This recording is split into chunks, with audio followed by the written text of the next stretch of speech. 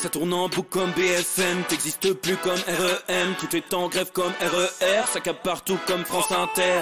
Faut pas croire tout ce qu'on dit à la télévision. Merci YouTube pour la liberté d'expression. C'est la vérité absolue, de l'info et de l'actu. Si t'as un doute sur le contenu, check les sources ou le nombre de vues. C'est la vérité absolue, de l'info et de l'actu. Si t'as un doute sur le contenu, check les sources ou le nombre de vues. Calme-toi Dimitri, la force tranquille, ça tape dans le mille. De midi à minuit, t'es comme les mensonges comme des quilles. Depuis qu'il y a des séances publiques, je veux plus au cirque mais à l'hémicycle. Scandale politique et médiatique, pour rien rater il faut que tu cliques.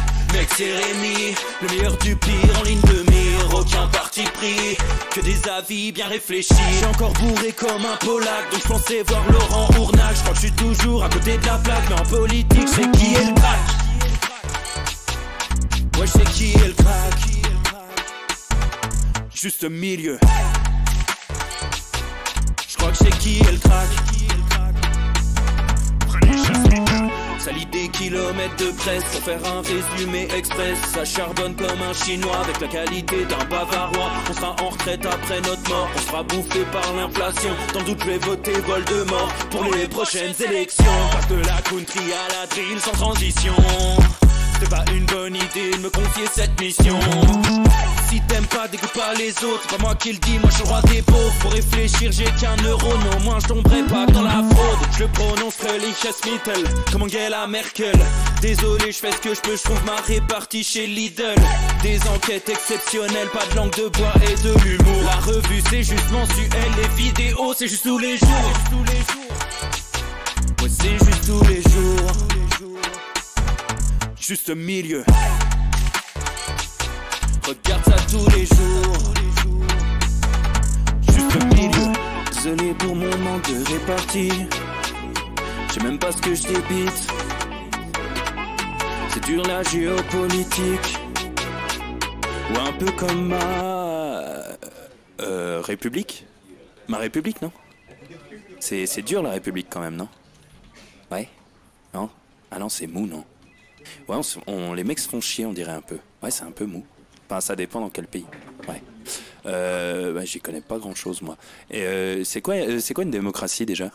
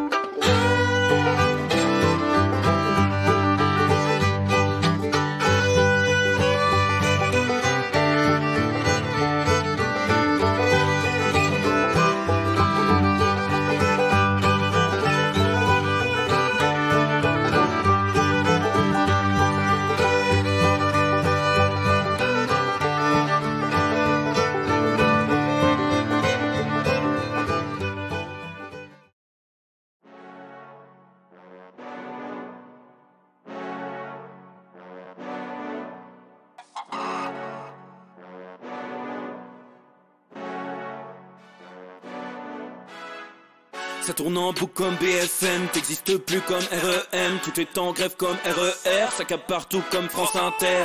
Faut pas croire tout ce qu'on dit à la télévision. Merci YouTube pour la liberté d'expression. C'est la vérité absolue, de l'info et de l'actu. Si t'as un doute sur le contenu, check les sources ou le nombre de vues. C'est la vérité absolue, de l'info et de l'actu. Si t'as un doute sur le contenu, check les sources ou le nombre de vues. Calme-toi Dimitri, la force tranquille, ça tape dans le mille. De midi à minuit, t'es comme les mensonges comme des quilles. Depuis qu'il y a des séances publiques, je veux plus au cirque mais à l'hémicycle. Scandale politique et médiatique, pour rien rater il faut que tu cliques. Mec c'est Rémi, le meilleur du pire en ligne de mire. aucun parti pris, que des avis bien réfléchis. J'ai encore bourré comme un Polac, donc je pensais voir Laurent Ournac. Je crois que je suis toujours à côté de la plaque, mais en politique, c'est qui est le crack. Ouais, je sais qui est le crack. Juste milieu. Je crois que je sais qui est le crack. Ça lit des kilomètres de presse pour faire un résumé express. Ça charbonne comme un chinois avec la qualité d'un bavarois. On sera en retraite après notre mort, on sera bouffé par l'inflation. Dans le doute je vais voter Voldemort pour les prochaines élections. Parce que la country à la drill sans transition, c'est pas une bonne idée de me confier cette mission. Si t'aimes pas, dégoûte pas les autres. C'est pas moi qui le dis, moi je suis le roi des pauvres. Pour réfléchir, j'ai qu'un euro, mais au moins je tomberai pas dans la fraude. Je prononce Mittel comme Angela Merkel. Désolé, je fais ce que je peux, je trouve ma répartie chez Lidl. Des enquêtes exceptionnelles, pas de langue de bois et de l'humour. La revue c'est juste mensuel, les vidéos c'est juste tous les jours. Ouais, c'est juste tous les jours. Juste milieu. Regarde ça tous les jours. Juste milieu. Désolé pour mon manque de répartie. Je sais même pas ce que je débite. C'est dur la géopolitique. Ou un peu comme ma République. Ma République, non? C'est dur la République quand même, non? Ouais? Non? Ah non, c'est mou, non? Ouais, les mecs se font chier, on dirait un peu. Ouais, c'est un peu mou. Enfin, ça dépend dans quel pays. Ouais. Bah, j'y connais pas grand chose, moi. Et c'est quoi une démocratie déjà?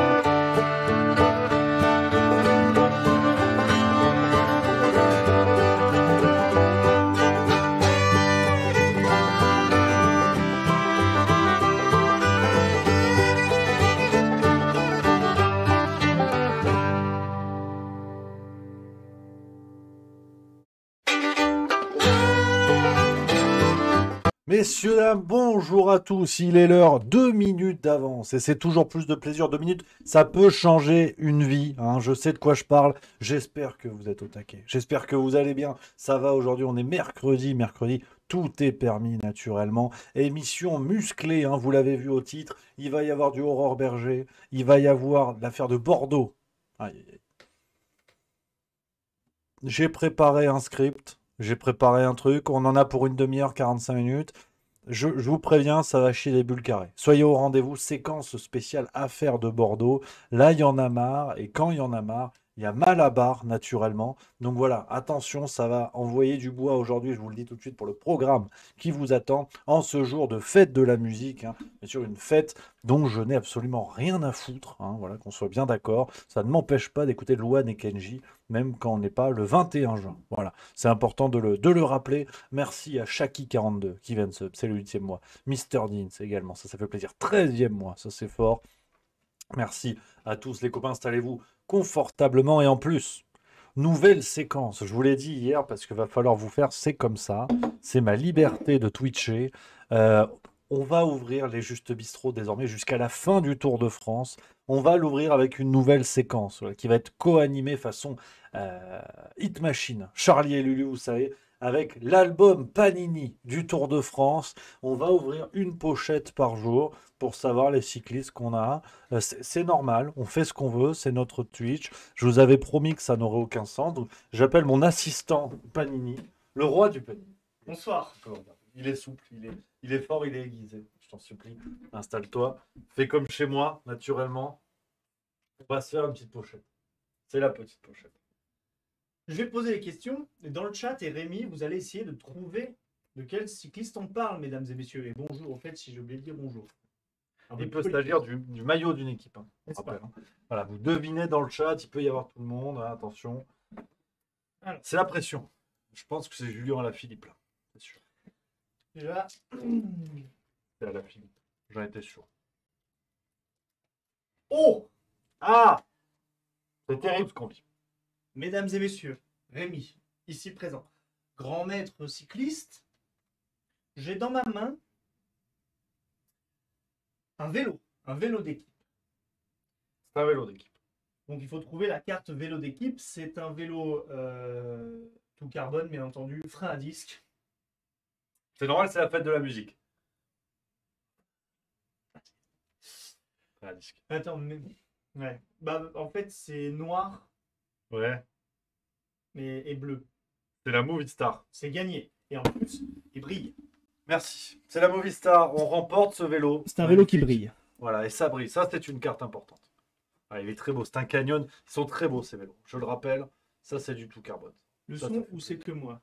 C'est-à-dire le Ouais, son. peut-être un peu loin du micro, mais bon, c'est pas grave. C'est Alors, pas je roule grave. là-dessus. C'est la vie, c'est la vie. On va hurler naturellement. Ça n'a rien à voir. Ça, c'est bon. Ça, c'est gagné, ça. Mesdames et messieurs, dans Twitch, le chat, Rémi, on cherche un Français né en 1996. Il est fan de Grimpette. A fait son tour le début de sa carrière en professionnel en 2018. Et il fait partie également d'une équipe française.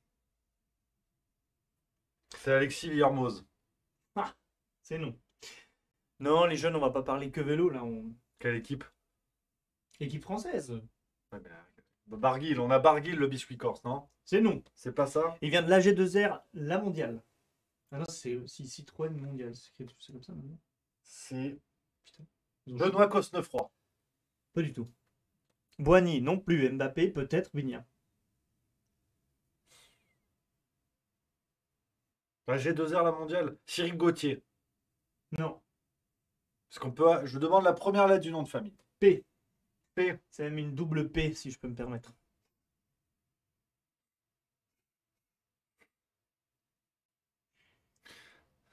Non, il n'y a que 5 cartes, vous inquiétez pas. Ah, on s'amuse, on a le droit. Après, on parlera de conneries. Ah. Double P. Donc Ouais. c'est prénom P, nom P. Non, c'était un nom composé en double P. Ah, Paré Peintre. Mais Aurélien oui. Paré Peintre. C'est gagné. Merci. Aurélien Paré Peintre, évidemment. Ah, un espoir. Un espoir, bien sûr. Super. Très bonne, Bien le bonjour tout le monde, vous inquiétez pas, c'est bientôt fini. très bonne tête. Troisième carte, un grimpeur toujours. Oui. De 94. Pierre Palmade. Perdu. On a dit qu'il aimait. Ouais. P, P. C'est la fameuse équipe Israël Première Technique là. Ouais. Et il est autrichien. Ouais, il est pas connu. lui. Michael Gogol. Le mec, si tu le connais, t'es un génie. Poulidor, Autrichien. bien tenté. Grimpeur autrichien. Ouais. De 94, qui a fait ses débuts en Marc 2007. Hirschi. Ah non, il est suisse, je suis con. Aïe aïe aïe. De l'équipe Israël. Première tech. Première. Putain, je sais pas. C'est pas un petit brin moustache? Il est plutôt blond sans moustache, ouais. Horschner. Horner. Non, Christ Neyland. Neylands. Personne ne connaît. Mais attends, t'es sérieux là? Quoi? C'est le drapeau de la Lettonie, c'est pas l'Autriche. Ah ouais? Ah ouais. Le blanc est pas aussi. Attends, le laiton, c'est un métal, c'est pas un pays. Ouais, super. Bim. Un Danois cette fois-ci. Un Danois. Baroudeur, 97. Fait ses débuts en 2019. Il est chez EF Education Easy Post. Maillot rose. Oh putain, Education First. Un Danois. Sorensen. Non.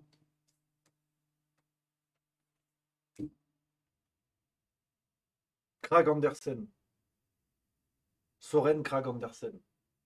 Laisse tomber. Je l'ai pas. Michael Honoré. Ah putain, oui, c'est vrai, lui, il a un nom de français. Ouais. C'est terrible, Saint-Honoré. C'est un dessert, non? Probablement. Et le dernier. Ouais, il a une bonne tête en plus. Hein. On montre, hein, ça c'est un oui. faciès. Ça c'est la tête. Michael Honoré, bien sûr. Il reste une étiquette pour aujourd'hui. Denis Christensen, c'est bien denté, c'était pas ça. C'est un Anglais. C'est Un un Anglais. Britannic. Sprinter. né en 92, 1m85, qui court pour Arkea Samsic. Sprinter, Arkea Samsic. Et c'est pas Boigny. Non.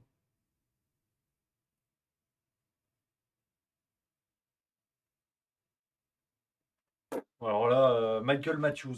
Non, non, non. Un Anglais. Britannic, ouais. Arkea Samsic. C'est pas Cavendish. Non. On est d'accord que le petit éclair, c'est Sprinter. Ouais. Le punch. Non, Sprinter. Putain. Bah, c'est Daniel McLay. Voilà. C'est également l'inventeur du trousseau de clés. Parce que c'est lui le premier qui s'est dit ouais, Maclay. Et bien sur ce, moi je vais coller les petites vignettes. Ce genre d'emploi fictif. Allez. C'est terrible cette séquence. C'est un plaisir énorme. Voilà, et ça va être ça, hein, on le rappelle, jusqu'au 26 juillet. C'est ça, hein, la fin du tour. On a le poster. C'est là. Le 23. Voilà. On a le poster sur le mur. Je peux vous dire que voilà, c'est pas passionnant, mais c'est comme ça. Parce qu'on n'est pas non plus. On va pas tout le temps parler d'Aurore Berger. Vous allez voir, c'est extrêmement pénible aussi. On a le droit à nos plaisirs. Hein. C'est pas les jeux du cirque ici. Hein, on n'est pas des putes de l'information. On peut aussi se faire plaisir. Sinon, on n'y arrivera pas, nous. Il faut aussi qu'on rigole entre nous. Donc, non, mais vous allez voir, vous allez vous prendre au jeu. Voilà, vous allez. Non, non, j'ai toute confiance. J'ai toute confiance. Vous allez vous prendre au jeu. Alors, il n'y a pas Eddy Merckx. Le problème, c'est que ce sont les nouveaux, là. C'est ceux, en ce moment, il y a des types inconnus. Hein, connus au bataillon. Ah, ouais, ouais. Mais c'est intéressant. Je trouve que c'est aussi la culture, quelque part. La culture de la pédale. Ça, c'est important, ça. Et puis, parce qu'aujourd'hui, attention, hein. Ouais, ouais, ouais. Attention, hein. Là, on a un beau programme. Moi, j'ai le script sous les yeux. Je sais ce que je vais vous dire. Hein. Et c'est pas. Je sens que ça va pas être agréable à entendre. Ah, il y en a qui vont être grognons. Je vois déjà, peut-être, il y a plus de saison. Ah, il peut être grognon. Ah, s'il est là dans le secteur, calme-toi déjà. Voilà. Salut les filles. En plus, c'est pas du tout lourdingue, c'est génial. Hein. Ça va te plaire aujourd'hui, mais c'est ça qui est important. C'est ça qui est important. On est tous ensemble. J'espère que vous, ça va, les amis, que vous êtes en forme. Il y a tout le monde qui est là. Hein. Il y a Alexandrine 59, bien sûr. Il y a mon Bab comme 5 que j'embrasse. Il y a mon Bigna. Il y a tout le monde. Il y a Mister Dean, Soldona, Manaka, Wolverine 42 FR, 7763, Princesse Zouga. On a tout le monde. Et voilà, on a tout le monde. Alors, merci à Glug the Fish qui vient de sub le 11e mois. C'est fort également. C'est fort en chocolat. Chocapic. Hein. Ça, c'est chouette. Un très bonne vanne, un Suriman qui me dit deux hommes qui parlent de vélo, c'est la culture de la pédale. Très bonne vanne. Voilà, c'est important. Voilà, ça pouffe, ça pouffe. Ça pouffe à ma gauche. C'est important. C'est important la bonne humeur. Qu'est-ce que je peux vous dire dans les nouvelles actualités? On va parler de ça bientôt. J'ai reçu Juan Branco Hanouna. Ah, il faut que je le lise. Il faut que je le lise. Il va y avoir une vidéo parce qu'aucun média n'en a parlé. Alors ça, c'est curieux. Hein, et bien évidemment, juste au milieu, on va faire le taf. Il y a moyen que je vous en parle sur Twitch. On va voir un petit peu ce que ça va bricoler. Qu'est-ce qu'on a reçu d'autre? Hein, je vous fais un petit peu les courses. On a eu l'ouvrage de Christine Coton également. Tous vaccinés, tous protégés. Donc, il faut que je lis, je vais vous en parler. Voilà, on a des petits bouquins comme ça. Hein, c'est sympa. C'est sympa comme tout. On va se faire ça. Donc, voilà un petit peu le programme hein, des bouquins qui arrivent, liés à l'actu, bien sûr, vous en doutez, parce que pour tout ce qui est culture, maintenant, c'est plus moi. Faut aller voir. Dans une nouvelle boutique qui vient d'ouvrir, c'est pas mal. Le proprio est un petit peu spécial, hein, comme qui dirait, mais on rigole bien. Alors, les copains, alors là, attention. Attention les yeux, aujourd'hui, accrochez-vous à vos slibards parce qu'on est sur de très belles choses. On va commencer en douceur avec une actu qui est tombée aujourd'hui. Hein, alors là, je ne sais pas quoi vous dire. Hein, on en apprend un peu plus sur la nouvelle saison de Touche pas à mon poste hein, et des émissions de Cyril Hanouna. Et on apprend que la saison prochaine, deux nouvelles chroniqueuses en l'occurrence vont intégrer l'équipe. Et ça m'embête parce que franchement, elle était bien ces derniers temps, je l'aimais bien. Mais c'est ce qu'on appelle chute dans le peloton, hein, pour rester dans le thème. Zaya, Dehar et Ségolène Royal, la liste des nouveaux chroniqueurs se précise. Apparemment, Ségolène Royal sera dans Touche pas à mon poste l'année prochaine, celle qui commençait un petit peu voilà, à sortir du bois avec des propos qui dénotaient avec ce qu'on pouvait entendre à droite à gauche. Et ben la voilà, chez Touche pas à mon poste, hein, l'appât du gain, à n'en pas douter. Alors c'est dommage, hein, franchement c'est dommage, hein. Tu te dis, on a enfin un personnage politique qui dénote avec le reste de la troupe, et ben elle finit chez Hanouna, tu vois. En plus de l'autre prostituée. Alors, c'est pas lui manquer de respect, hein, c'était son métier avant. Donc, bah, d'ailleurs, chez Hanouna, je sais pas si le métier change, mais c'est pas le. Voilà, voilà pour ça.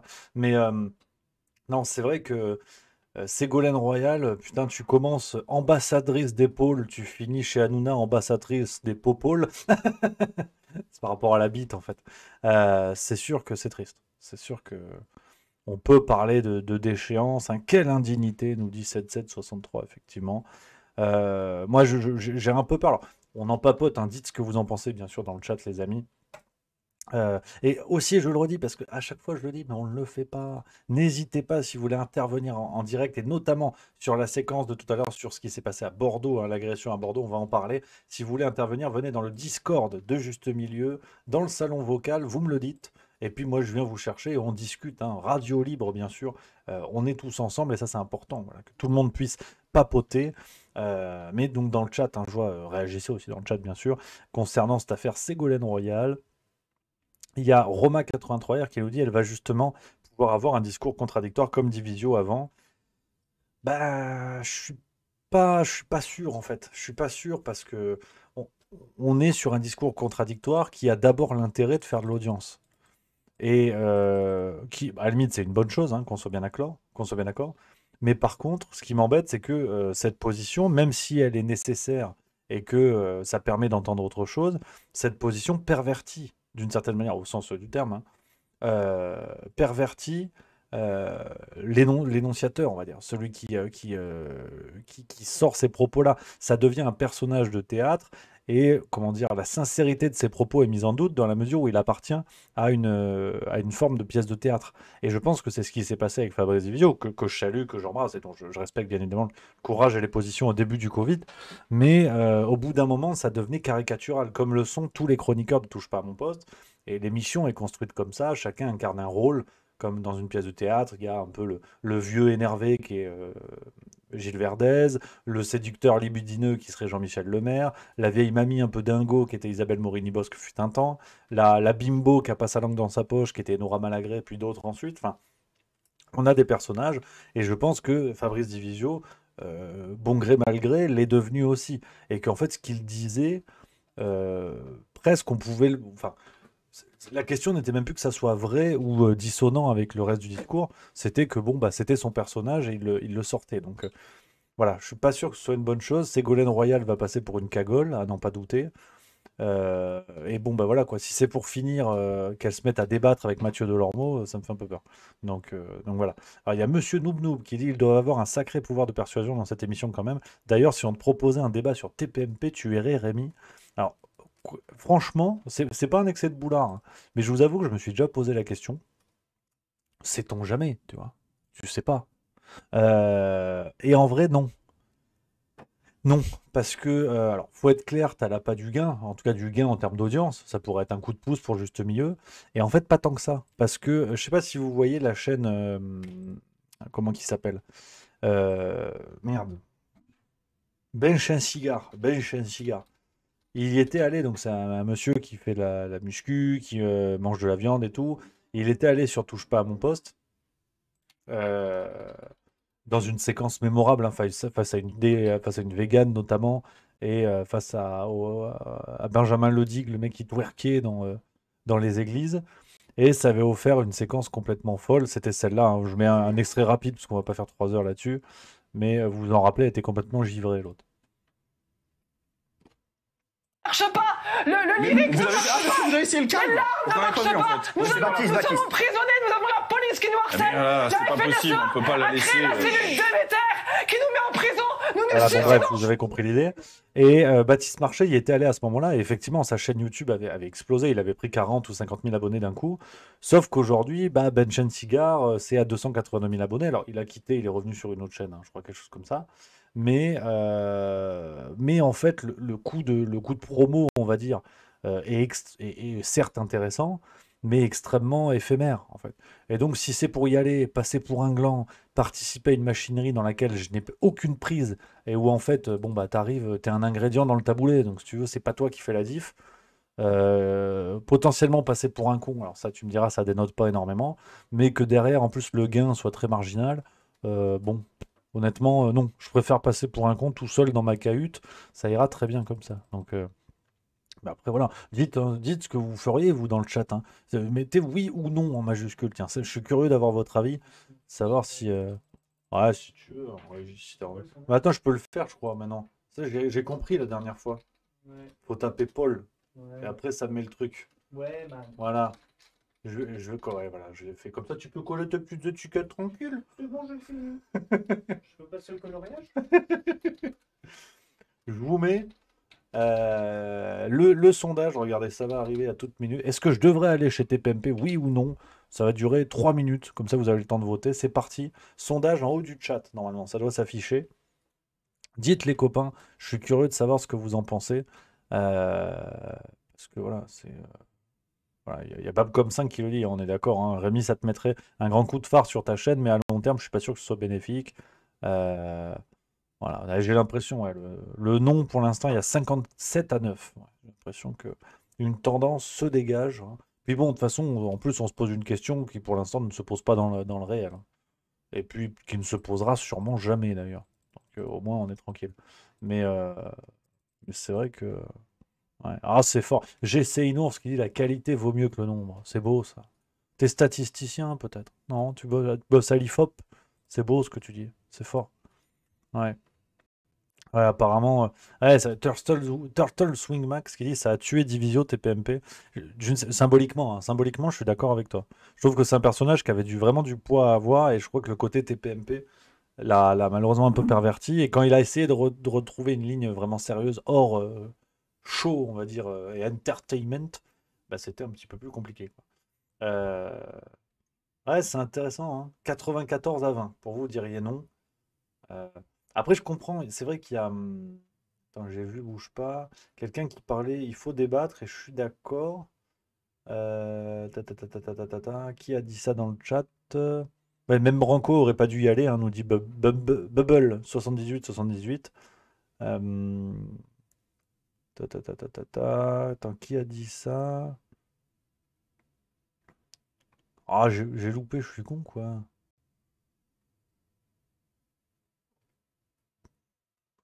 Merde, je trouve plus. Bon, quelqu'un a dit il faut débattre, je sais plus qui a dit. Mais, euh, mais oui, effectivement, enfin, si c'est.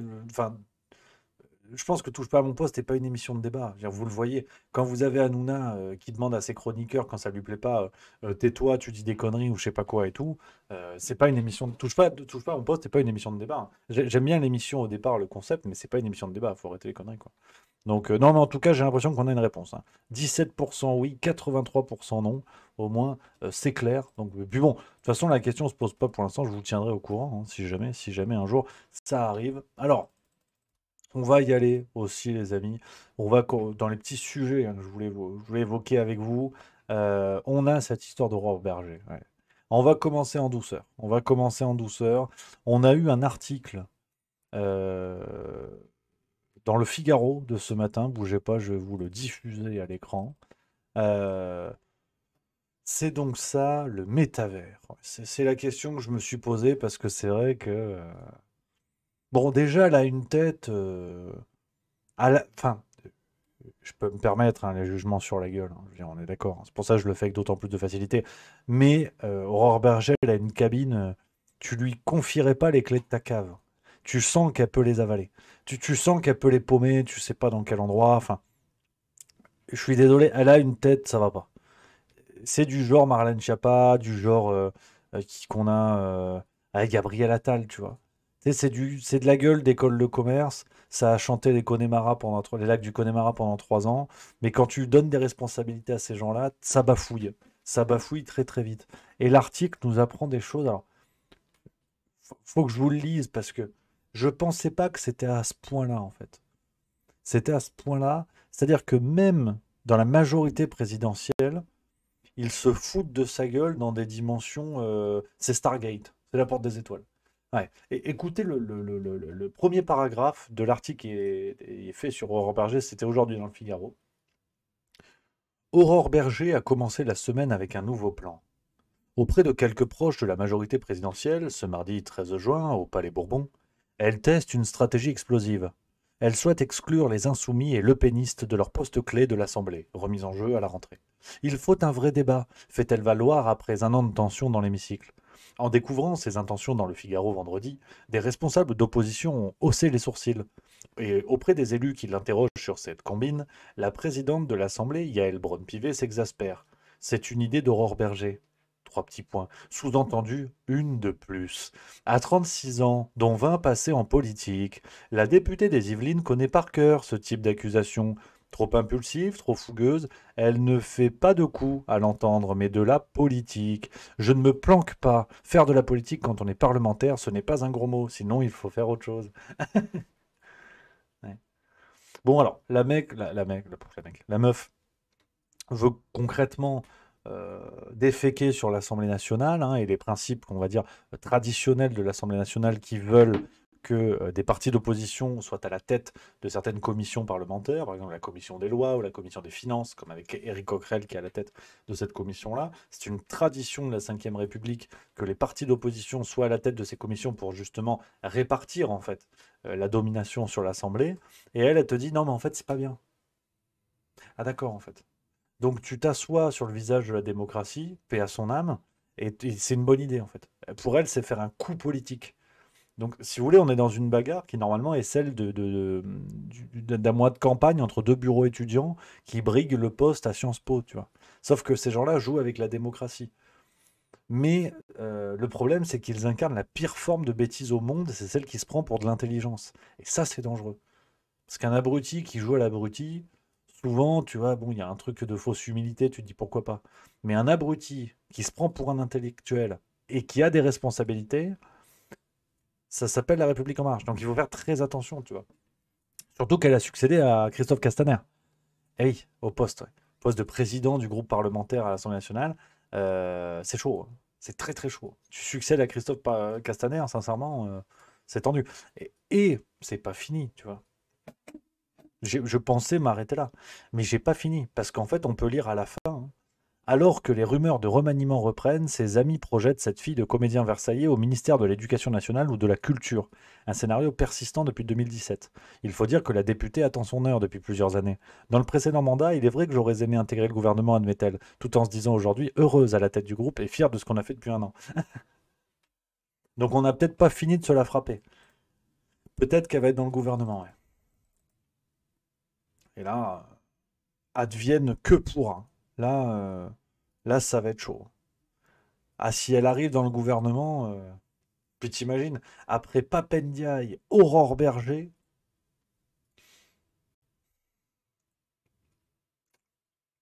on n'est pas sorti du couscous, hein. Ah ouais, non, là, je vous le dis. Puis Aurore Berger, ministre de la Culture, c'est vrai que t'as un truc. Ouais, non, c'est Rocco Siffredi, ministre de l'égalité femmes-hommes, tu sais. T'as un décalage, t'as un décalage. Je veux dire, tu peux être d'accord, hein, mais il y a un décalage. Et c'est un petit peu embêtant, hein. C'est vraiment un petit peu embêtant. Mais c'est comme ça. Mais c'est comme ça. Qu'est-ce que vous voulez que je vous dise? Faut faire avec, hein. Faut faire avec. Donc, Aurore Berger, voilà. Je voulais vous mettre à température aujourd'hui parce que je vous sens un peu détendu. On est mercredi, c'est farce tranquille. C'est pour ça que je vais enchaîner parce que à 18h, je sais que 18h, vous vous sauvez. Vous êtes sur une autre dynamique. L'épisode de la farce tranquille, puis il est musclé aujourd'hui. Ça va parler Emmanuel Macron, ça va parler vestiaire. J'ai revu les séquences. Il est pas bien dans un vestiaire, lui. Faut faire quelque chose, hein. Faut vraiment faire quelque chose, hein. Et donc là, on est sur. Ça va être une belle dynamique. Ça va être une très très belle dynamique. Je préfère vous le dire tout de suite. Donc. Ouais. Et Barba Truc 3 nous le dit, hein. C'est vrai que c'est peut-être ça le pire. Putain, je vais regretter Blanquer. Ouais. C'est peut-être ça le pire des messages que nous envoie Aurore Berger. Mais bon, c'est comme ça. C'est comme ça. Donc, les amis, je vous l'ai dit, on va faire une séquence spéciale aujourd'hui sur ce qui s'est passé du côté de Bordeaux. Alors, une vidéo, enfin un passage, hein, un moment de ce Juste Bistrot. Là, on va être sérieux, voilà, je vais vous exposer, c'est dans le pur style, parfois des petites enquêtes qu'on peut faire pour le Juste Bistrot, parce que là, il y en a marre. Là, il y en a marre, et quand il y en a marre, il y a Instant Grognon.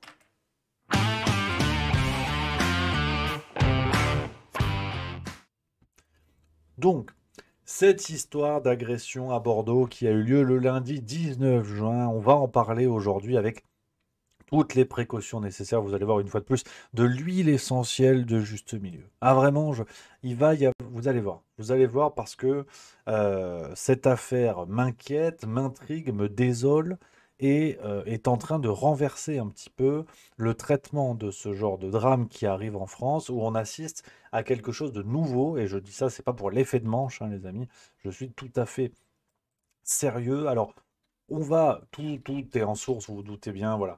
On va décortiquer un petit peu tout ça, on va décortiquer cette affaire, à la fois les faits, sans s'apesantir dessus, parce que je serais de mauvaise foi, alors qu'après l'attentat d'Annecy, je vous avais dit, attention, la proximité d'avec les événements empêche d'avoir un recul sérieux sur les faits, sur tout ça. Là, on a des faits qui sont peut-être plus cadrés, qui sont peut-être un petit peu plus clairs, encore que on va passer rapidement sur les faits parce que voilà, on a deux victimes aujourd'hui qui sont encore, on l'imagine, sous le choc, à qui on peut envoyer tout notre soutien, bien évidemment. Alors, les faits, on les rappelle gentiment, vous le savez.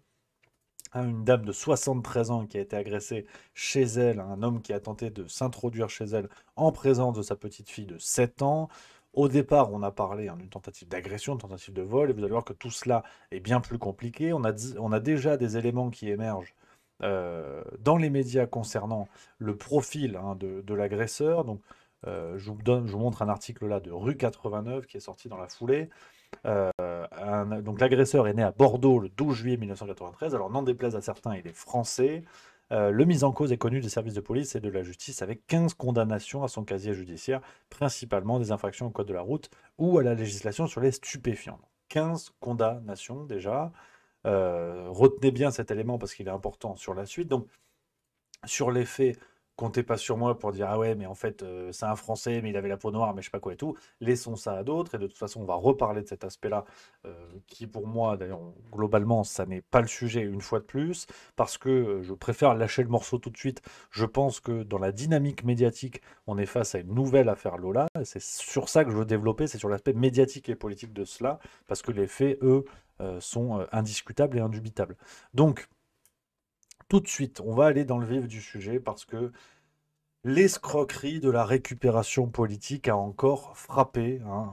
Récupération politique is the new complotiste. Hein. Ça y est, j'en ai plein le cul, comme on dit. Hein, comme disait mon cousin proctologue, j'en ai plein le cul de ce terme de récupération politique qui n'a absolument aucun sens. On va mettre les points sur les i, les barres sur les t, les queues sous les p. Hein.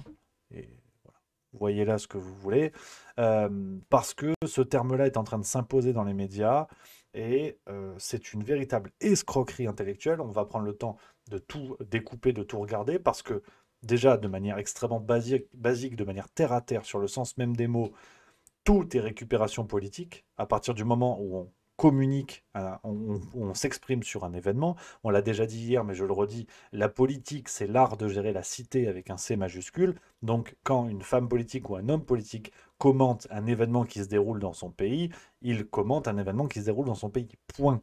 Il n'y a pas de récupération politique. C'est absurde de dire cela. D'autant que c'est absolument ridicule parce que vous avez le rôle du politicien qui va commenter et donc celui qui va commenter le politicien qui commente pour lui dire ah mais c'est de la récupération politique. Tout le monde se renvoie la balle avec un argumentaire complètement bidon qui n'a pour seul avantage que de laisser passer les faits et d'empêcher les gens de regarder les faits pour ce qu'ils sont. Euh, En gros, la récupération politique est clairement une paire de lunettes floues qu'on fout sur les yeux des gens, et pour dire oui, oui, non, mais en fait, il s'est passé un drame absolu, mais c'est de la récupération politique d'en parler. Mais à quelle heure, en fait?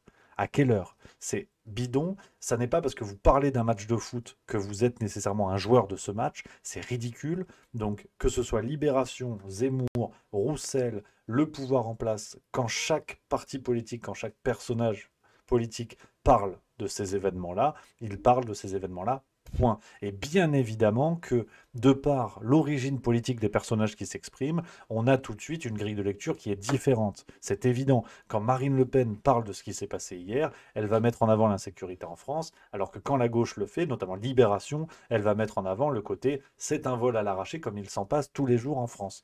Je vais revenir là-dessus un petit peu plus tard. Donc, c'est absolument ridicule.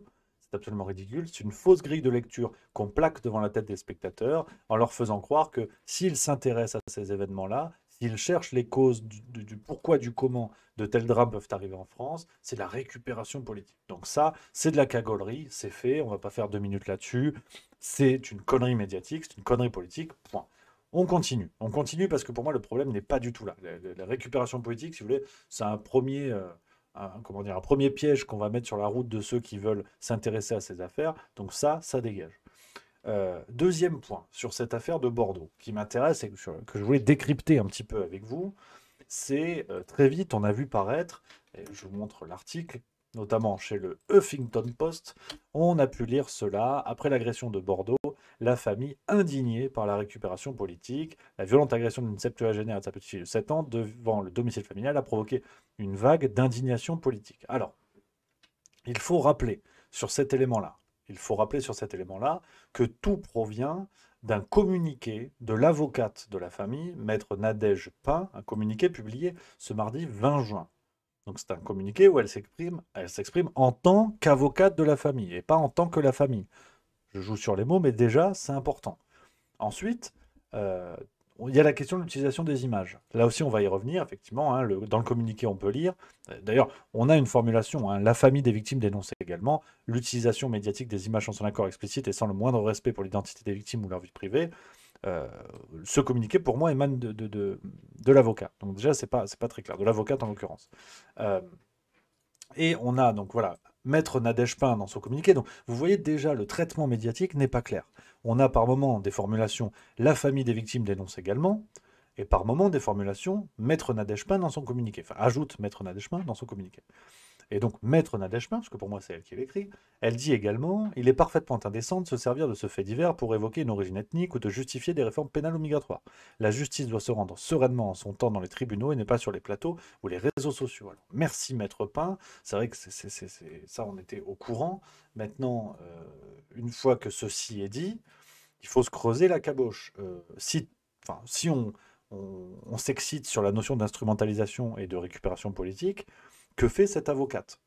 En s'exprimant au nom de la famille, dans un communiqué où on commence à parler de faits divers pour évoquer une origine ethnique ou justifier des réformes pénales ou migratoires, je crois que le sujet n'est pas là. Et si on va au bout du raisonnement médiatique bidon, n'est-ce pas là une instrumentalisation des propos de la famille et des volontés de la famille? Donc c'est là où je vous dis que si tout est instrumentalisation, plus rien ne l'est. Donc je ne vais pas utiliser cette grille de lecture, elle est bidon. Mais par contre, il faut s'intéresser à qui est Maître Nadège Pain. Parce que moi, je me suis dit, l'affaire se passe à Bordeaux, la famille habite à Bordeaux, c'est un cabinet d'avocats du coin. Pas du tout, pas du tout. Le cabinet de Nadège Pain est du côté du 16e arrondissement à Paris, rue de la Pompe exactement. Donc c'est un cabinet parisien qui vient s'occuper d'une affaire à Bordeaux, avec un communiqué qui sort le lendemain de l'agression. Bon, peut-être que c'est monnaie courante dans le monde juridique, vous connaissez la maison, dubitationnisme avant tout, je vous donne juste l'élément. Mais j'ai continué à creuser, parce que si la récupération politique est si effrayante comme ça et qu'il faut être extrêmement prudent, en cherchant un petit peu, on se rend compte que Maître Nadège Pain est signataire d'une tribune, enfin d'une lettre ouverte en tout cas, adressée à Emmanuel Macron, en date du 3 juin 2020, et le thème était « En finir avec la surpopulation carcérale ». Alors on peut retrouver le nom de Nadège Pain, numéro de signature 446, ici. Et ce qui est intéressant dans cette tribune, pour apparemment quelqu'un qui rejette la récupération politique, qui rejette tout cela, c'est que cette personne signe une tribune avec des personnalités politiques assez marquées. Esther Benbassa, Hugo Bernalicis, Rokhaya Diallo, et, surprise générale, Éric Dupond-Moretti. Qui l'eût cru? Bon, ça c'est comme ça. Ça c'est comme ça. Mais juste pour rappeler que les avocats ne sont pas les symboles de la neutralité politique et que les avocats aussi ont des opinions et des couleurs politiques. Et en l'occurrence, quand Maître Nadège Pain s'appuie sur le dos de la famille en disant « surtout pas de récupération politique », il faut quand même rappeler de quel horizon politique provient Nadège-Pin. Donc, Maître Nadège-Pin, pardon.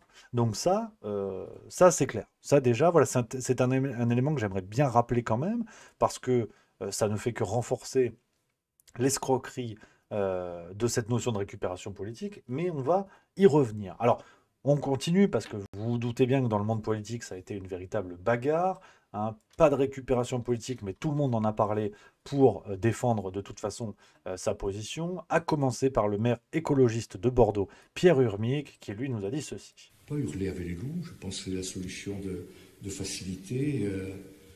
Tiens, je pense à l'instant précis, je vous dis ça, ce que dit Boris Cyrulnik, que dans cette salle, j'ai pu décorer la médaille de Bordeaux il y a quelques semaines, et Boris Cyrulnik dit quand on hurle avec les loups, on finit par se sentir loup. Et parfois, certaines réactions me font penser que Boris Cyrulnik a parfaitement raison dans ce diagnostic. Donc je ne hurlerai pas avec les loups ce matin, je ne chercherai pas des boucs émissaires. Les réponses à apporter, disais-je, sont compliquées, sont complexes, à Bordeaux comme ailleurs. Nous y travaillons sérieusement. Voilà, donc cela, par exemple, ça n'est pas de la récupération politique. De l'autre bord politique, on a eu Éric Zemmour, je vous le dis pêle-mêle, hein, qui lui a tweeté « Quelle horreur, Bordeaux aujourd'hui, voilà ce qu'ils ont fait de notre pays français, réveillez-vous ». Marine Le Pen nous a dit « Ces agressions sont devenues quotidiennes et l'insécurité aggravée par le chaos migratoire devient endémique ».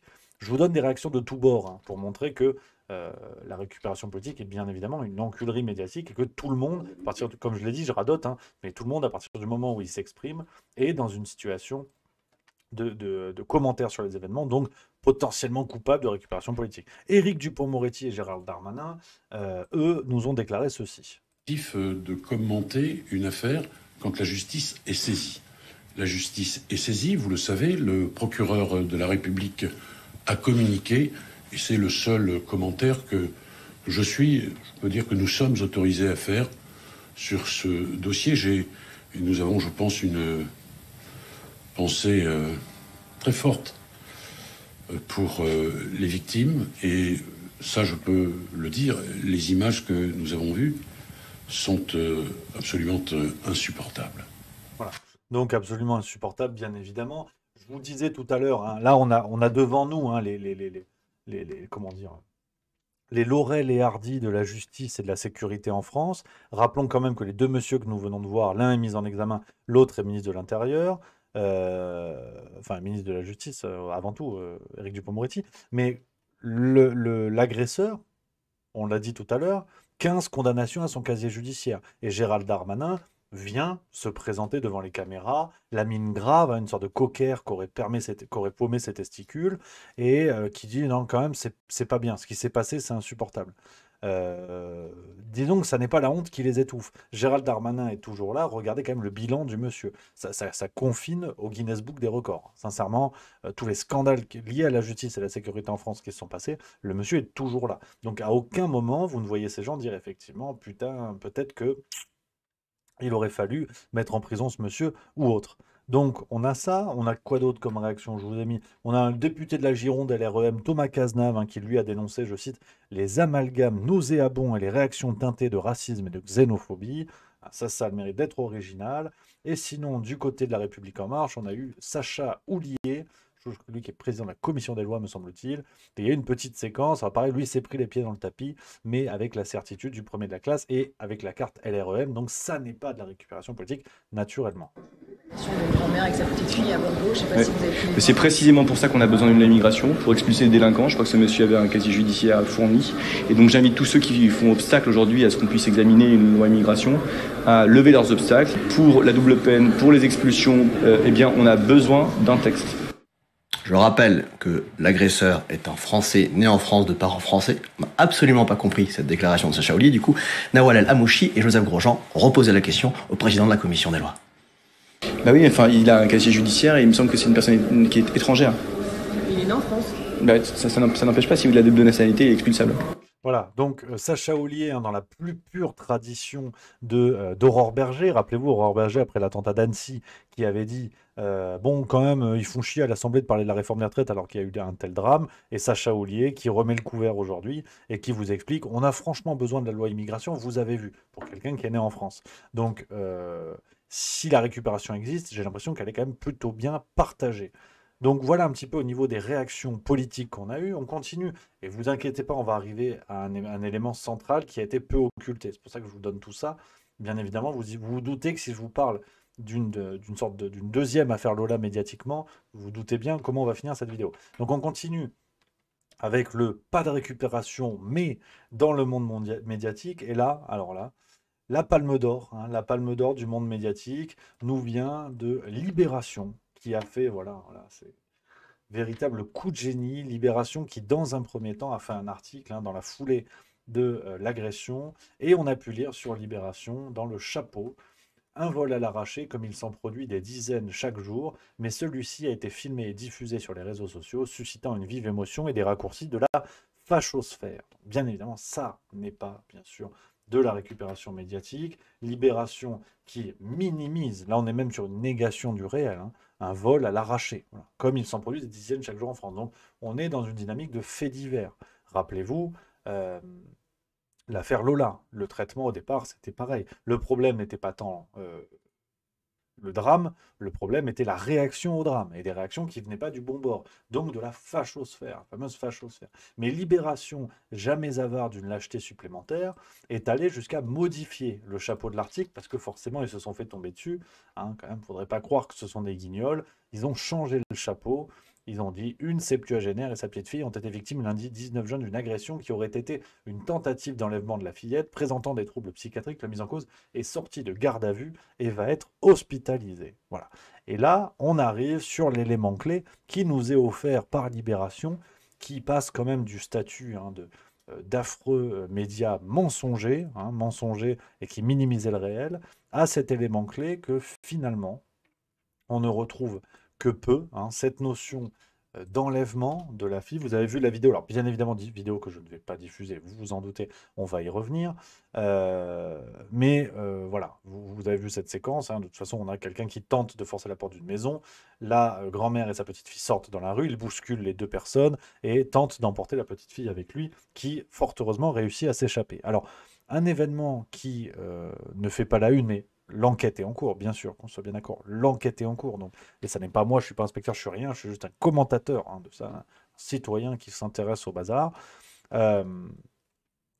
Cet élément de la tentative d'enlèvement se double avec une autre actualité que j'ai peu retrouvée dans les médias. Alors, je vous invite évidemment à chercher hein, par vous-même, regardez par vous-même pour valider ce que je vous dis ou pas, hein, mais vous verrez.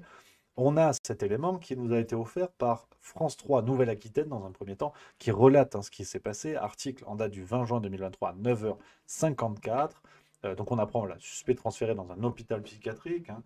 C'était effectivement l'agresseur était suivi sur le plan psychiatrique depuis un certain temps. Et on a un élément qui sort dans cet article. Si on fait le parallèle sur deux affaires qui n'ont rien à voir, bien évidemment, et encore que le traitement médiatique s'en rapproche, mais ce sera la conclusion de cette séquence, on a des éléments, rappelez-vous, le 0 et le 1 tracés sous le pied de la jeune Lola. On a BFM TV le jour même qui fait un article qui mentionne là, et cette information ne va quasiment plus revenir derrière dans les médias. Et là, on a une autre information qui est intéressante. On apprend, on peut le lire ici, donc c'est le témoignage d'un témoin, en l'occurrence, qui parle de l'agresseur. Ensuite, il est parti en courant, et moi, mon premier réflexe a été de lever le bras et de prendre les photos pour qu'on puisse les retrouver, poursuit-elle, avant d'expliquer qu'un homme à moto, également sur les lieux, a immédiatement pris la voiture en chasse. Elle assure que l'agresseur avait un complice. Hein, ce n'est pas lui qui conduisait, il est monté côté passager. Une certaine Julie, voisine, témoin de l'agression, donc citée par cet article de France 3 qui donne d'autres informations hein, sur l'agresseur, voilà, placé sous tutelle, il indique être suivi au plan psychiatrique et en rupture de traitement. On a également un témoignage filmé qui a été diffusé par CNews, Je vous le mets et ça va dans le même sens. Et là, à ma fenêtre, j'ai entendu des hurlements d'une petite fille, donc je suis sortie automatiquement. Et après, je suis allée voir la grand-mère qui était blessée. Elle était ensanglantée, hein, très très ensanglantée quand même. Donc j'ai attendu, après d'autres personnes sont venues aussi pour la secourir. On a attendu les pompiers et la police, auxquels j'ai pu donner les photos. Et le monsieur, du coup, est parti tout de suite parce que le chien de la petite fille a aboyé et en fait, il a eu peur et il a traversé en diagonale en fait la route jusqu'au feu où une voiture noire l'attendait. Il était conduit par d'autres personnes vu qu'il est monté à l'arrière. C'est un regard qui fait peur de quelqu'un de très malsain, je pense. Voilà, donc le même témoignage, c'est la même dame, on l'imagine, en tout cas, elle a le même prénom. Rue 89 également dans son article a évoqué cette notion de complicité du véhicule qui était présent et dans lequel serait monté l'agresseur. Donc ça, c'est un élément qui est quand même très important. On nous parle d'un agresseur qui sera un SDF, quelqu'un sans le sou, qui commettrait une agression, et c'est là où le pire, c'est que Libération qui dit ça comme ça en disant au pire, c'est pas très grave. Le pire, c'est que oui, ces faits-là, malheureusement, se produisent en France, de manière courante ou pas, il faut regarder les statistiques du ministère de l'Intérieur, mais il est clair que quelqu'un qu'on présente comme un SDF, qui finalement a un complice, qui vient le chercher en voiture, enfin, en voiture, pourquoi? Si c'était juste pour voler un portefeuille ou un téléphone ou braquer la maison, j'en sais rien, enfin cambrioler la maison, quelqu'un qui l'attend en voiture, on voit clairement sur la vidéo qu'il y a une tentative d'enlèvement. Je reprends les faits, je reprends ce que dit Libération. Donc, je veux dire, c'est même pas moi qui le constate sur la vidéo. Libération parle de tentative d'enlèvement. Est-ce que l'enquête va pouvoir montrer qui sont ses complices? Qui sont, en tout cas, ce complice à minima qui conduisait la voiture? Alors, toutes ces questions-là sont présentes avec des éléments, il y a de fortes chances que ces éléments vont petit à petit ne plus sortir dans les articles ou pas, je ne l'espère pas, bien évidemment, mais soyez attentifs à ça, les futurs traitements médiatiques de ce qui s'est passé à Bordeaux. J'ai bien peur que cette notion de complicité, de voiture dans laquelle l'agresseur est monté et de tentative d'enlèvement petit à petit disparaissent. Et quelle est donc, c'est la grande conclusion à laquelle je voulais arriver avec vous, les amis. D'ailleurs, petite parenthèse, il faudra, enfin, c'est tout le problème avec ces drames-là, c'est qu'on a envie que ça passe, on a envie que les larmes sèchent et que la peur disparaisse. En revanche, je commence à franchement m'interroger sur le fait que ces drames disparaissent aussi vite qu'ils sont arrivés. Où en est-on de l'affaire d'Annecy? Ça mérite, je vais essayer de creuser dans les jours à venir parce qu'on n'a plus aucune nouvelle. Plus aucune nouvelle de ce qui s'était passé. Mais bon, parenthèse, c'est pas le sujet. Donc on a quelque chose de suspect qu'on ne comprend pas. Si c'était juste pour un larcin, pour voler un portefeuille ou un collier ou autre, pourquoi la nécessité d'une complicité en voiture? Complicité en voiture en plus de quelqu'un qui est présenté comme un SDF. Quelque chose de très curieux. Alors pourquoi je vous parle de l'affaire Lola? Quel rapport avec l'affaire Lola? Alors déjà, attention, j'ai une protection. Ça, c'est important. J'ai une protection, c'est que je ne suis pas le premier à faire la comparaison. On a un certain Raphaël Grabli, journaliste pour BFM Business et BFM TV, qui lui aussi en parle. Il a dit « Agression à Bordeaux, la famille des victimes se dit indignée par la récupération politique. La famille des victimes, je vous ai démontré que voilà. Elle dénonce la diffusion de la vidéo parfois sans floutage sur les réseaux sociaux, sans le moindre respect, ce qui rappelle en partie l'affaire Lola. » C'est pas moi qui le dis. Voilà. Non mais, je tiens à préciser parce que maintenant, voilà, moi je suis ceinture noire de fact-checking et de menaces fact-checking. Rudy Reichstadt qui m'a à l'œil, vous avez vu, là je montre pas de blanche. C'est d'abord un journaliste de BFM TV. Donc, comme disent si bien Julien Pain et la tranche en biais, si les grands médias n'en ont pas parlé, c'est que sûrement ça n'est pas vrai. Donc là, on a un journaliste de BFM TV qui fait la comparaison avec l'affaire Lola, donc je peux y aller, j'ai le droit. Alors, bien sûr, et on l'a déjà dit, la comparaison, pour moi, ne tient que sur le traitement médiatique et politique, naturellement. Donc, si je compare les deux affaires, c'est pour cette capacité qu'ont certains médias à brandir des faux débats qui occupent l'antenne, mais ne vont pas au fond du sujet. Sur l'affaire Lola, c'était l'histoire d'OQTF, donc comment dire, celle qui a agressé, Dayabé, qui a agressé Lola, était sous le coup qui a tué Lola, était sous le coup d'une OQTF, d'une obligation de quitter le territoire. Pour moi, c'était une diversion. Je sais que ça nous avait valu des débats assez riches sur Twitch. C'était une totale diversion, parce que le vrai sujet, c'était les menaces, c'était la menace sur une mineure Les éléments incompréhensibles et inexpliqués de l'enquête, ce fameux 01, entre autres, expliqué tout à l'heure. Donc on a ça, on a des faux débats qui occupent l'antenne et qui surgissent très très vite. Là, par exemple, on l'a vu dans beaucoup d'articles, vous avez vu, il ne faut pas diffuser les images. Ces mêmes médias qui sont assez friands de diffuser les images quand il se passe un drame, regardez à Annecy combien de fois les images sont passées, là c'est interdit. En fait, on apprend qu'il y a une loi, hein, nul n'est censé ignorer la loi, il y a une loi qui interdit la diffusion de ce genre d'images, dont acte, hein, pourquoi pas, mais que les médias eux-mêmes s'y plient. Mais par contre, déjà là, il y a une question qui se pose. Les images que vous avez sûrement vues proviennent du visiophone de la maison. Qui les a fait fuiter? Parce que tu peux pas débouler comme ça en mettant ton câble sur la scène de l'agression.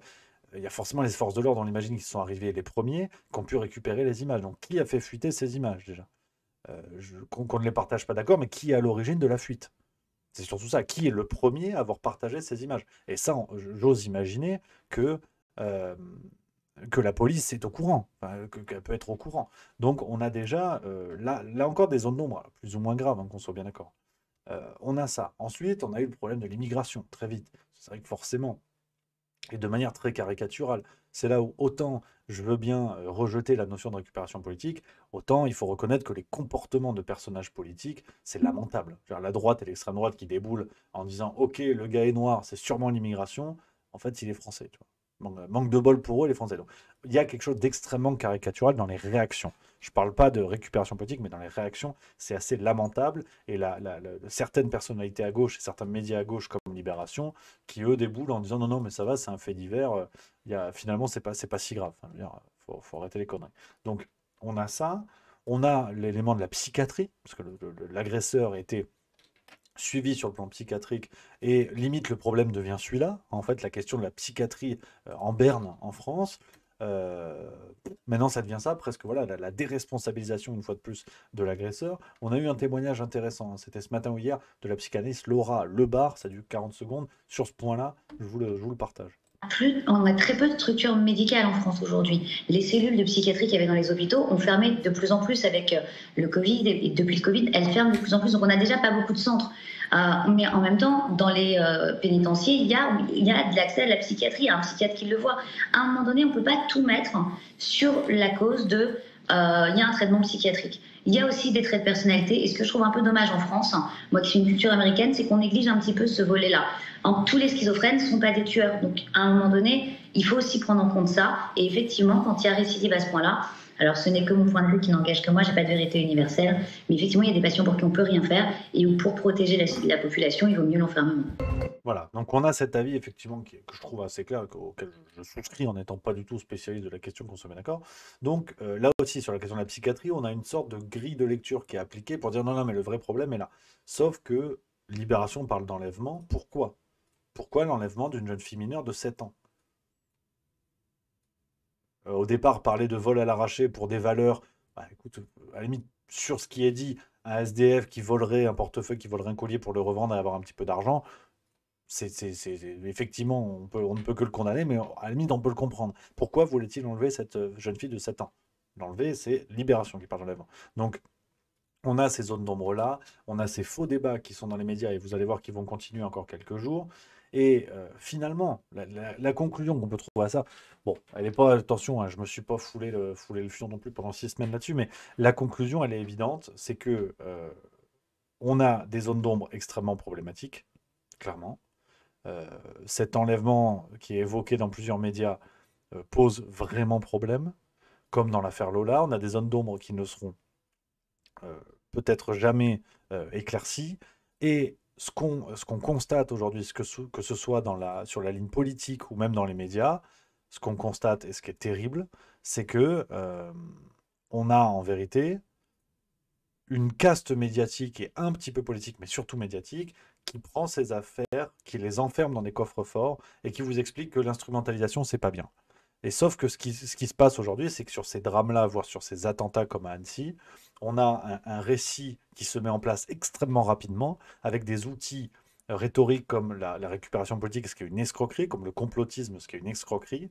Et donc, on a juste des gens qui ne se plaignent pas de l'instrumentalisation, qui se plaignent des gens qui n'adhèrent pas à leur propre instrumentalisation.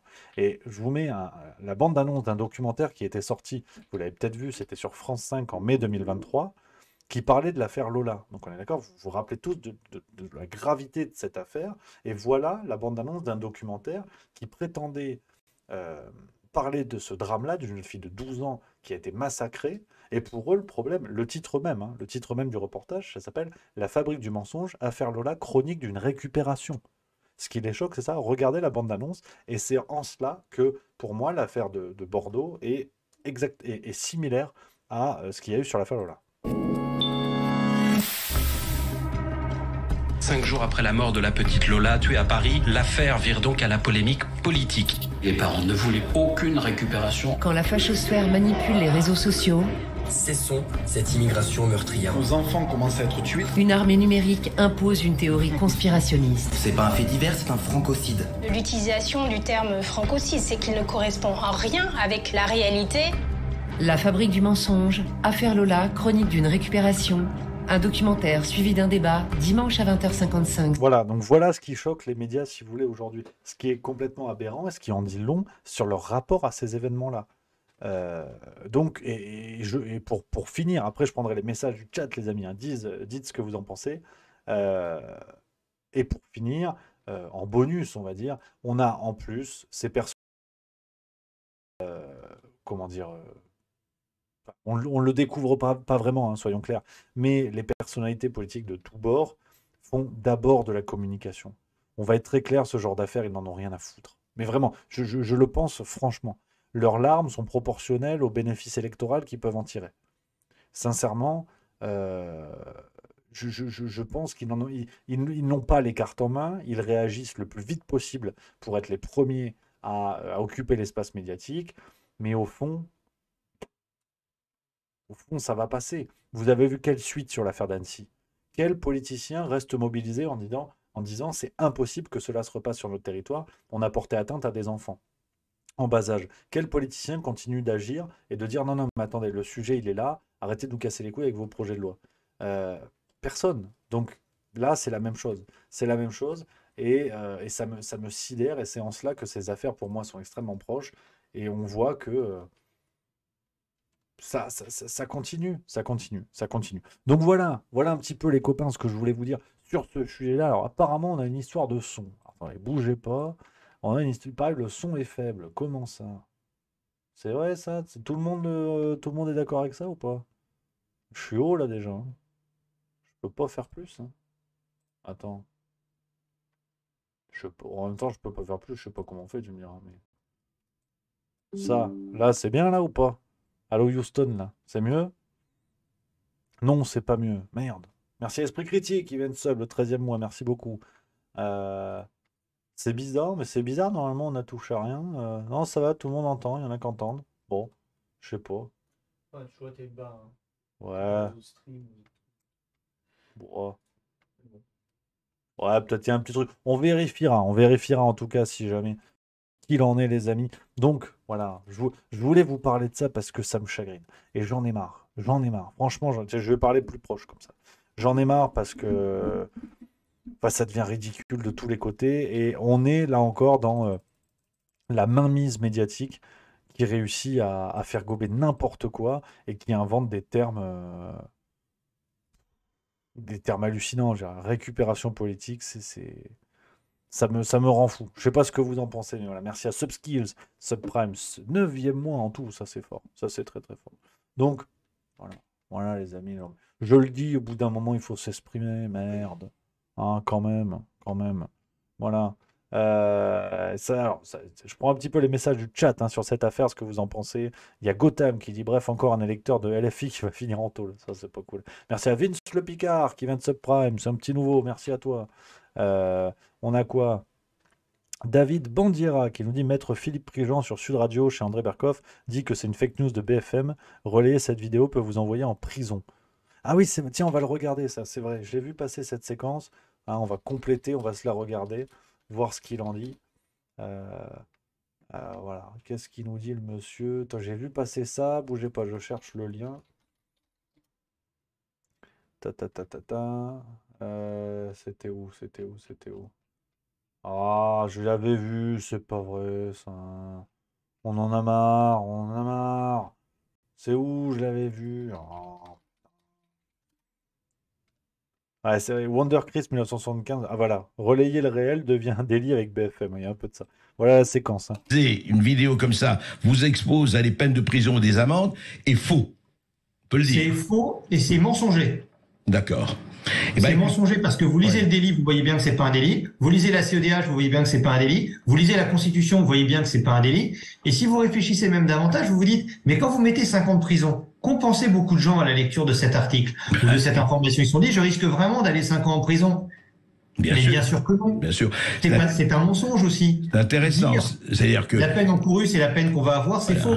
Et il arrive, et là, trop souvent que des gens qui font comme ça, ils ont 1 an de prison avec sursis, et la personne qui filmerait ou qui témoignerait serait plus condamnée. Oui, ça me paraît quand même, j'espère que les magistrats ont effectivement le sens de la mesure, ou en tout cas de la justice là-dessus.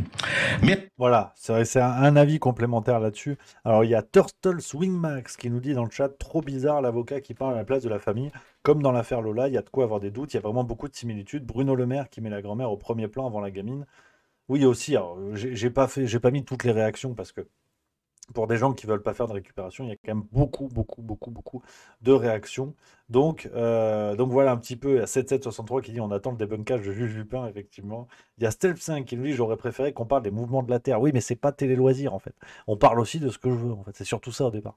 Hein. Et j'en parlerai, le soulèvement de la Terre aussi, j'en parlerai, oui, c'est vrai. Je vais en parler. Mais on se calme en fait. On se calme. XX, le gêneur XX, il demande à Badmulch ce qu'il pense de cette agression. Ouais, ça, on arrête. Matt Bob 30, Rémi, la partie précédente de l'interview chez Berkoff explique pourquoi c'est un mensonge. Ouais. Il y a plus de saison. Les magistrats, c'est la même pensée que les médias. Ça tourne en rond, on étouffe tout. On a quoi? Ishigo Bankai 38, ça sent quand même la tentative d'enlèvement d'enfants, donc trafic d'enfants. Montbigny Apollo qui dit Rémi, il y a un ancien juge à la retraite qui a écrit un livre qui s'appelle N'ayez pas confiance envers la justice de votre pays, très intéressant. J'en ai entendu parler, il faut que je le lise. Sparker 86, comme Morandini est condamné qu'à 6 mois de prison pour un multirécidiviste et qui anime son émission dans le plus grand des cas, mais ça dérange personne. Là, je suis bien d'accord avec toi. Non, c'est. J'ai un afro-doute, mais c'est comme ça, hein. C'est comme ça, les amis. Hein. Donc, faut faire avec. Alors, breaking news, on apprend hein, que, apparemment, grosse explosion du côté de Paris dans un immeuble. Ouais, apparemment, ça vient de Paris. Peut-être à cause du gaz ou quoi. Voilà, les pompiers ont fait évacuer le périmètre dans le centre de Paris. Anne Hidalgo arrive sur place. Ça, c'est pas bon signe. Dans le 5e arrondissement, apparemment. Proximité du Val-de-Grâce. Bon, on espère hein, qu'il n'y a pas de victimes. Apparemment, ça, ouais, explosion impressionnante. Ah ouais, mais c'est des jolis bâtiments, ok. Préfecture de police évoque une intervention en cours rue Saint-Jacques et appelle les riverains à éviter le secteur. Ah merde. Ok. Bon bah affaire à suivre. Hein. Affaire à suivre. On ne sait pas ce que c'est. Sacrée explosion. Hein. Bon, affaire à suivre. Les amis. Donc voilà. C'est le breaking news. On est dans le breaking news absolument. Et l'actualité ne s'arrête jamais. Hein. Terrorisme ou accident, là c'est vrai que là, il y a déjà des réactions hein, sur Twitter, on ne sait pas, on va voir ce qu'il en est. Donc voilà les amis, on a fait le tour, voilà les sujets que je voulais évoquer avec vous, on a réussi à faire le tour. Je vais vous libérer dans pas longtemps parce qu'il y a farce tranquille. Eh oui, faut pas rater les devoirs. Un épisode sympa. Ouais, non, je pense que ça va vous plaire. Ouais, je pense que ça va vous plaire. Il y a des petites vannes, il y a des trucs comme ça. Ça va être sympa. On se régale. Donc les amis, on va se quitter là-dessus. Je vais vous laisser tranquillement. Voilà, ça passe aux toilettes, ça se prend une bière. Direction la farce tranquille et YouTube. Nous, on va se retrouver demain pour de nouvelles vignettes Panini, bien évidemment. On va se retrouver pour de nouvelles actualités. Ça, il y a de fortes chances. Et puis, On va se retrouver pour le plaisir. Herbert Léonard, avant tout, ça va être sympa comme tout.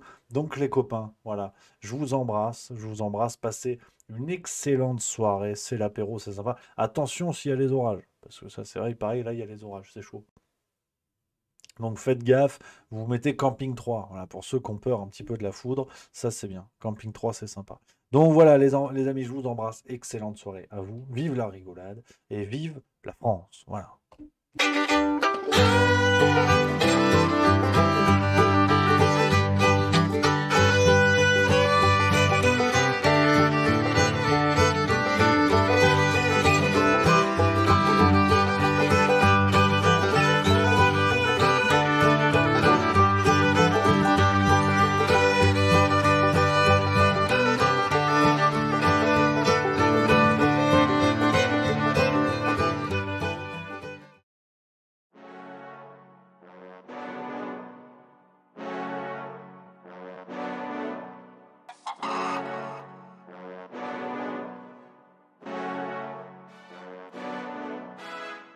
Ça tourne en boucle comme BFM, t'existes plus comme REM, tout est en grève comme RER, ça capte partout comme France Inter.